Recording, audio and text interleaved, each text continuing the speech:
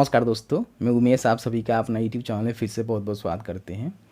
देखिए, जो भी बाढ़ प्रभावित क्षेत्र होता है, जैसे कि आप सभी जानते हैं कि अगर आप डेरा वगैरह वगैरह से आते हैं तो उसमें क्या होता है कि अंदाज़ा होता है कि इस क्षेत्र में जो है बाढ़ आने की संभावना तो हमेशा बनी ही रहती है। तो बाढ़ आने पे बिहार का जो आपदा प्रबंधन विभाग है उसके द्वारा जो भी आपका नुकसान होता है, हालांकि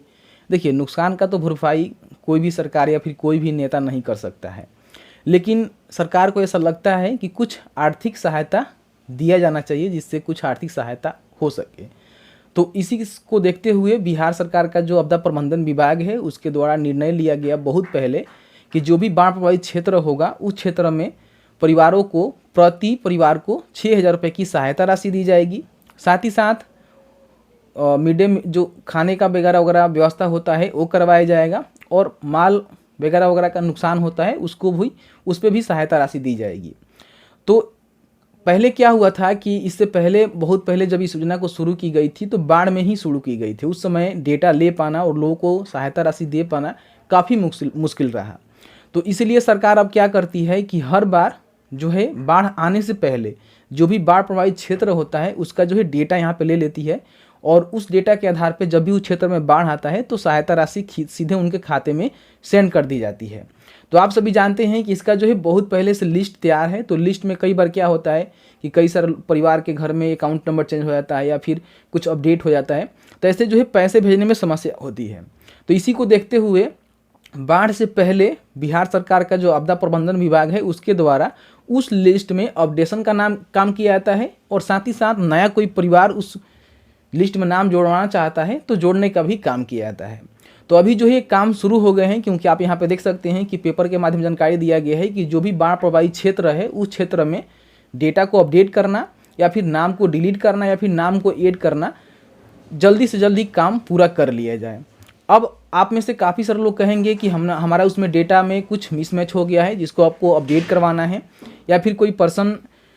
का नाम आप डिलीट करवाना चाहते हैं जो कि गलती से हो गया था या फिर वो पर्सन नहीं रहे हैं तो उस कंडीशन में उसको डिलीट करवाना चाहते हैं, या फिर नया नाम आप ऐड करवाना चाहते हैं, आपके घर में किसी का नाम ऐड नहीं हुआ है। तो ये सारे काम जो है यहाँ पे होना, इसका रजिस्ट्रेशन होना शुरू हो गया है। तो कैसे रजिस्ट्रेशन कराएंगे उसकी रिगार्डिंग भी हम बात करेंगे, लेकिन उससे पहले समझिए कि ये फ़ायदे जो है आपको किस तरह से दिए जाते हैं। जो भी आप डेटा देते हैं उस डेटा के बेसिस पे जब भी आपके क्षेत्र में बाढ़ आती है तो बाढ़ प्रभावित क्षेत्र घोषित हो जाती है, तो उस पंचायत वार्ड के अंतर्गत जो भी लोग पीड़ित होते हैं, जो भी लोग उससे बाढ़ से पीड़ित होते हैं, उनको जो है प्रति परिवार यानी कि एक परिवार में 6,000 रुपये की सहायता राशि दी जाती है और साथ ही साथ खाने होने का व्यवस्था कराया जाता है और माल वाल का नुकसान होता है तो उसका भी मुआवजा यहाँ पे दिया जाता है। तो इसमें आपको रजिस्ट्रेशन करने के लिए कहीं जाने की आवश्यकता नहीं है। आपके जो भी रसाव कर्मचारी हैं उनके पास से ही डेटा ये कलेक्ट किया जाता है। तो आप चाहें तो अपने मुखिया, सरपंच, वार्ड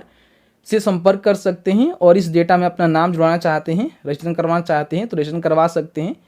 नाम हटवाना चाहते हैं तो नाम हटवा भी सकते हैं। और साथ ही साथ कुछ नाम में गलती हो गया है या फिर कोई डेटा में गलती हो गया है जिसको आपको अपडेट करवाना है तो अपडेट भी करवा सकते हैं। सारे काम जो है शुरू कर दिए गए हैं, पोर्टल को भी शुरू कर दिया गया है। जो भी डेटा यहाँ से जाएगा वो आपदा प्रबंधन के विभाग का जो पोर्टल है वहाँ पे अपडेट कर दिया जाएगा और जब भी आपके क्षेत्र में बाढ़ आएगा तो आपको जो है पैसे उसी खाते में सेंड कर दिए जाएंगे। अब आपको करना क्या है, एक आधार नंबर, एक मोबाइल नंबर, साथ ही साथ अपना बैंक खाता जो कि सही होना चाहिए और आधार से लिंक होना चाहिए, क्योंकि पैसे जो है डीबीटी के माध्यम से भेज जाएंगे तो आधार से लिंक नहीं होगा तो आपको पैसे नहीं मिलेंगे। तो जो भी आपका बैंक आधार से लिंक है उसको आपको ही देना है। आप चाहें तो जो इंडिया पोस्ट पेमेंट बैंक है उसमें खाता खुलवा सकते हैं, पेटीएम बैंक में खुलवा सकते हैं, या फिर आपका पहले से लिंक है कोई ना कोई बैंक में तो आप उसको दे सकते हैं। और देने के बाद जब भी बाढ़ आपके क्षेत्र में आएगा तो आपका जो पैसा है